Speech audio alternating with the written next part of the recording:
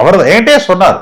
நான் நீக்கப்பட்டது மார்ச் மாதத்துல, பிப்ரவரியில அம்மா பிறந்த நாள் அன்னைக்கு என்கிட்ட சொன்னார்.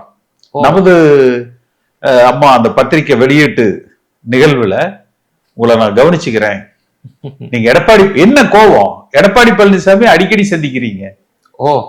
கட்சி ஒன்றுபட்டு இருக்கிறது. நீங்க என்ன எப்போதாவது சந்திக்கிறீங்க என்ன?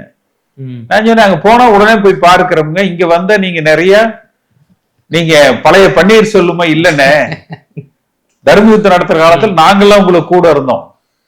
இப்ப நீங்க உங்களை சுத்தி வேற ஆட்கள் நிறைய இருக்காங்க, அதனாலதான் வந்து சந்திக்க முடியறதுல, மற்றபடி சந்திக்க வேண்டாம் நினைக்கிறதுல வர்றோம் மணிக்கணக்கா உட்கார வச்சிடுறீங்க என்ற.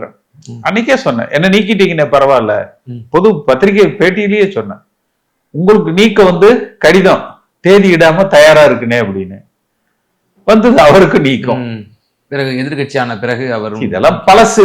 அட்லீஸ்ட் இன்றைக்கு எல்லோரும் இணைந்து பயணிக்கிற சூழ்நிலையை அனைவரும் ஒருங்கிணைந்து உருவாக்கினால் இனிமேலாவது ஒரு வலிமையான அதிமுகவை, வளருகிற அதிமுகவை உருவாக்கலாம்.